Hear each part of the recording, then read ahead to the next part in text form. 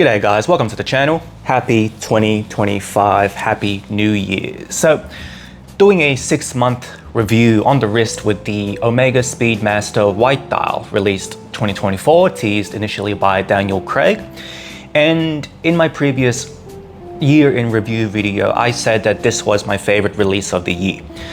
So, the Omega Speedmaster, if you've ever spoken to a collector or a watch enthusiast, I remember, 10 odd years ago, I had this old heavy executive in the elevator at work say to me that every person needs a Speedy in their collection. Every collector says that. If not every collector, 9 times out of 10, you'll hear that Speedy. And I've always owned Speedies in my collection. My first luxury watch was a Hesselite Big Box 2017 edition Omega Speedmaster.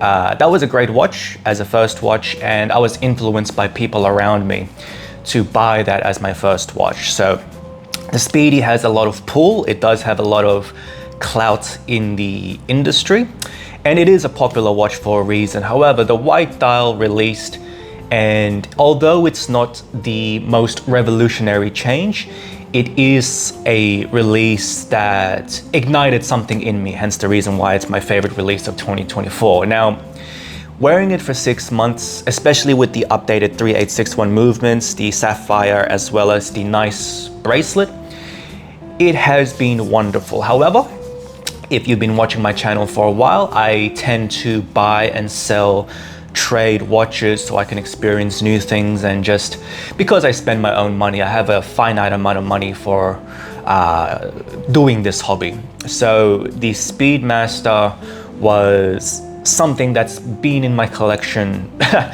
I would say longer than expected. And to tell you the truth, there has been about 3 occasions where I was tempted to actually trade and sell this watch. I haven't done that. That's the reason why I'm making this video and I still have this. And overall, it's a fantastic watch. It's not something that's revolutionary, as I mentioned. The original black dial 3861 sapphire sandwich, look, if you don't have a Speedmaster, you're better off just getting that. If you do like the aesthetics of white on the Speedmaster, by all means, try and snipe this piece up. However, it is still a bit difficult to get.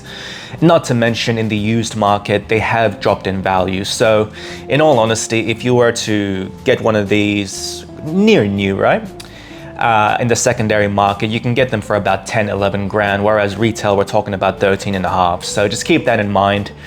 In the end of the day, it is just a white dial refresh. However, it does signify a change in the industry, whereas we're not doing too much with existing models. If it ain't broke, don't fix it. We're simply updating them and keeping them fresh. Hence the reason why this watch has become so popular. Now, wearing experience, because the new bracelet or the current gen bracelet is so fantastic, it wears very compact for a lot of wrists. So I do get comments from time to time saying that the Speedmaster is too big for me. Just for comparison, I'm about 6 foot tall. I don't weigh that much. I weigh about 70 kilos. However, I am into fitness, so I'm very top heavy. I'm like shaped like a Dorito, right? So with my proportions, I feel as if that it looks good on me, especially with my arms being larger than my wrist. I can't seem to grow my wrists, unfortunately. But the lug-to-lug being a compact 47 and a bit millimeters, it does fit within my wristband, and it's a very legible watch, especially with the white dial there. It's great for summer, sunny days, especially today, and currently in Sydney, it is summer currently.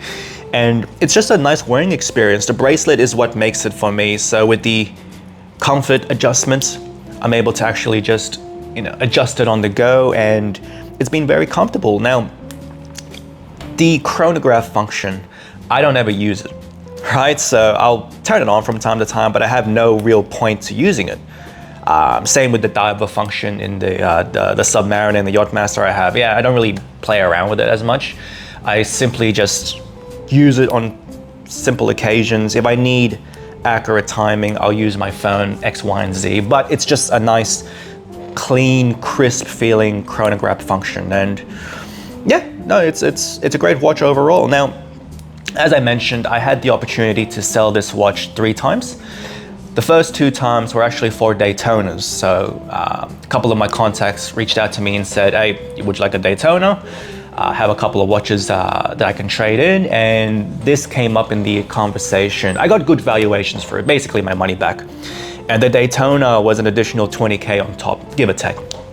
So I thought to myself, oh, this in comparison to the Daytona, is it worth spending more money, out of pocket, mind you, to get a Rolex, just basically for the sake of the flex? And taking a step back, looking at the 2 models, the Omega is actually nicer when you compare just the details about it. Like, both are nice watches, but to spend 20K more when we start to scale up the price to value equation, 20K more is 20K more, man. Like, I'm not made out of money, although I would like to do it. That 20K can easily go into something else, hence why I got the Submariner, hence why I got the Yachtmaster. I paid the Yachtmaster cash as well, so if that says anything, that 20K went into the Yachtmaster instead of the Daytona, which I'm happy about. And the third time I was tempted to sell this watch was actually to get a new car. Now, I'm still planning to get a new car. However, I'm gonna wait because the cars that I'm interested in, they still haven't hit the depreciation that I want out of them in terms of the pricing, so I'll wait for that. But just to summarize the 6 months in review with this watch, look, it's good, great even. It's a fantastic wear. I find myself not wearing it as much because I have so many watches, but it is something that I do go grab occasionally, and it's a great steel piece. Couldn't be happier with it.